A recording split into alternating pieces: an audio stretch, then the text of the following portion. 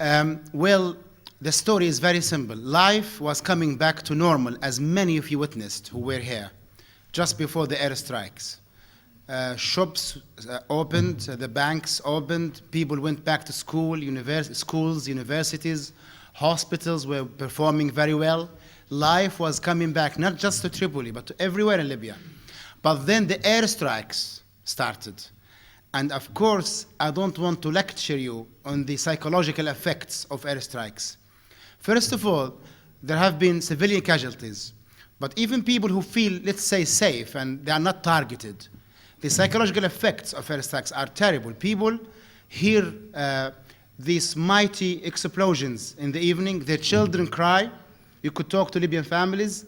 Their children. I have my own child, as you know, here in this hotel, and sometimes he gets disturbed by the gunfire and the fighting at night. Well, not the fighting, the airstrikes. People are scared for their children because schools, of course, you have 1,000 children in one place, and people are scared for the safety of their children, so they prevent their children from going to school. Banks also open a few hours now, therefore shops are affected. So yeah, we're not denying this. The everyday life of Libyans has been affected negatively by the airstrikes. And that's why we are saying the airstrikes are not contributing to the safety and security and quality of life of Libyans. On the contrary, it's making life difficult. It's having psychological effects on people. But nonetheless, I assure you, we never, throughout the last 6 weeks or so, we've never been as united as now. Now we have a clear enemy. Even people who were kind of, not sure about things, now they know the enemy. And they all, I assure you, they are all thinking of one thing, Iraq. Every single Libyan has the image of Iraq. And then they take their position, which is to be against the foreign aggression.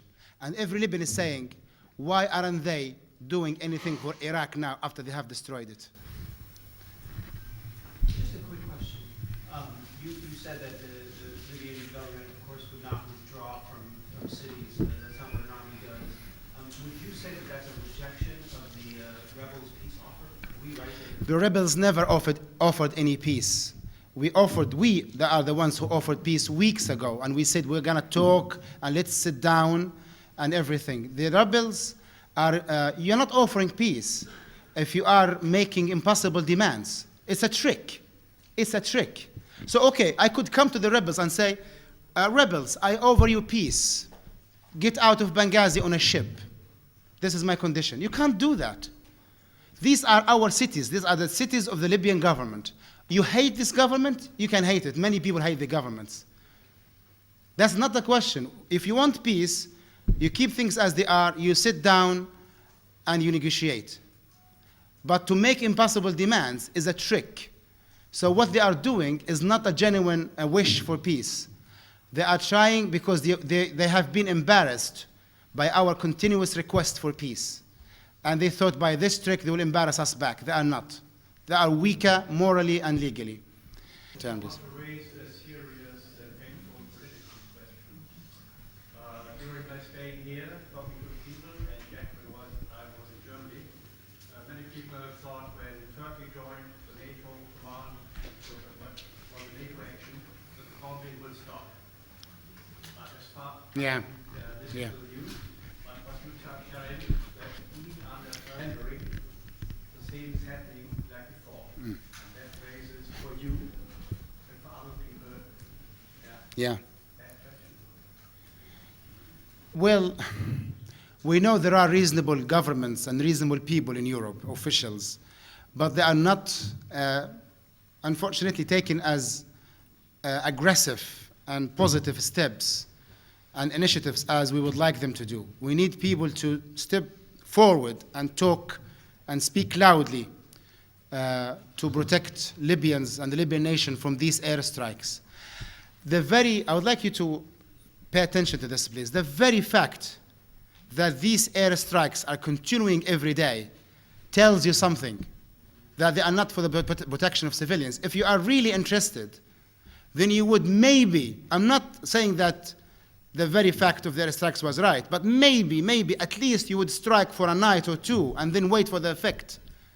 You would strike. If I want to break a fight between two people, I wouldn't attack one of them continuously forever. I would maybe slap them and wait for the effect of my slap. But what is happening now is this is continuation of an aggression without any space for talk, for peace. They did not attack for one night, 2 nights, 3 nights as a threat and as a show of power to say to us, okay, you have to stop killing your civilians. And then they stopped for a day or 2 or 3 days to negotiate with us.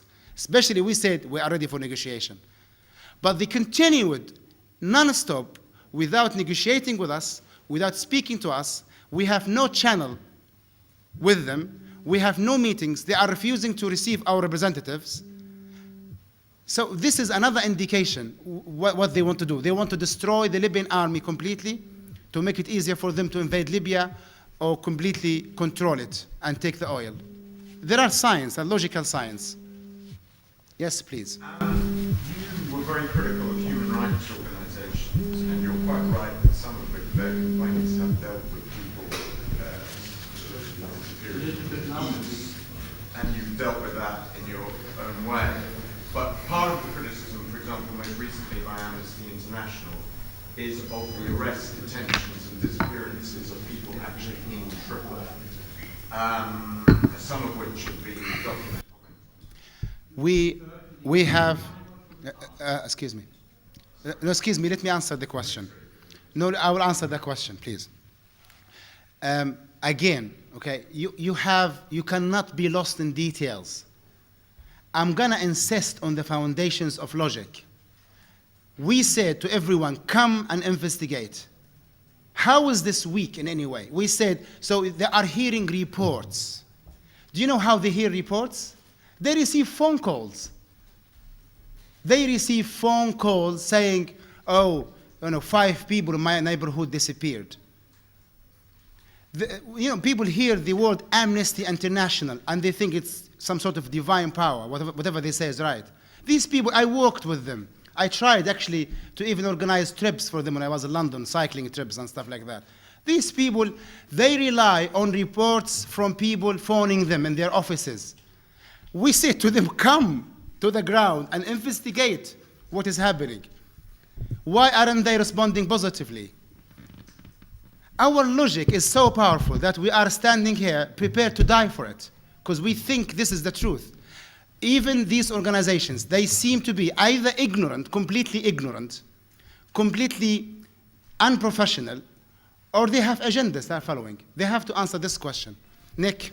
Yes, while we're speaking about people who disappeared, can I ask about the specific of Rana al-Akmani, the Syrian-Libyan journalist, who's been detained and who's been on television, questioned on state television? Yes. What's her status? Is she free to go? Yes. Rana is a Syrian national who lived in Libya most of her life. She, from the beginning of the crisis, she organized a network of false eyewitnesses who fed the international media with false information about Libya. She admitted to her deeds.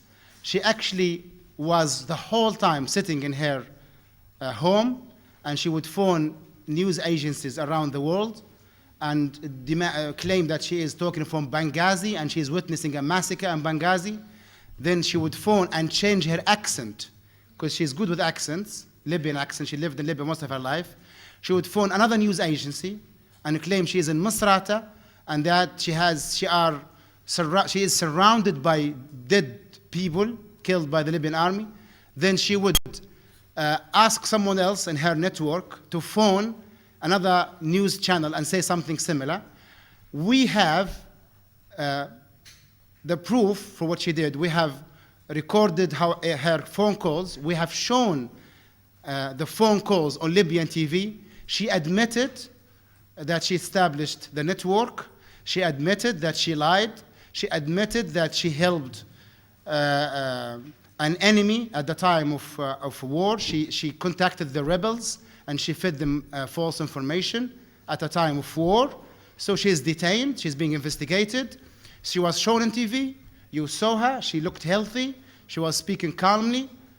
And this is our right. If someone in a time of war is working as a spy, feeding false information that led to the very attack against Libya and led to people taking wrong positions against Libya, as a government, we have every right to detain her, question her, and accuse her of the crimes she has committed. And now, you know, she's been on TV. She's not like, you know, disappeared or anything.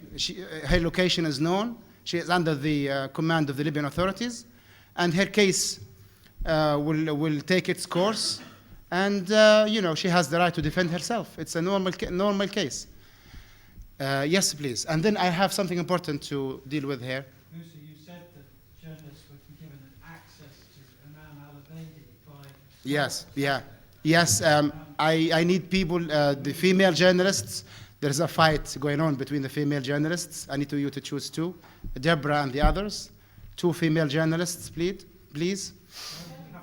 No, it's a joke. But a few of you came and said, you know, could you get me in, you know, and stuff. But I still don't know where she is exactly now. But, you know, do it tonight. Choose the two female journalists. And tomorrow, hopefully, I'll be able to get you to meet her. Some international organizations and some observers have claimed that there is depleted uranium on the bombs and the rockets that are used against Libya. One of them is Stop the War movement in Britain and some German experts, and it has been reported widely on the internet. And we are, of course, very concerned and worried about this. And especially we know now that depleted uranium was indeed used heavily in Iraq. And there is nothing, you know, moral about the aggressors that would make them not use depleted uranium against us. Their history does not help them, indeed. Thank you very much, and I will talk to the selected journalists to meet Ms. Iman. Okay? Lovely. Thank you.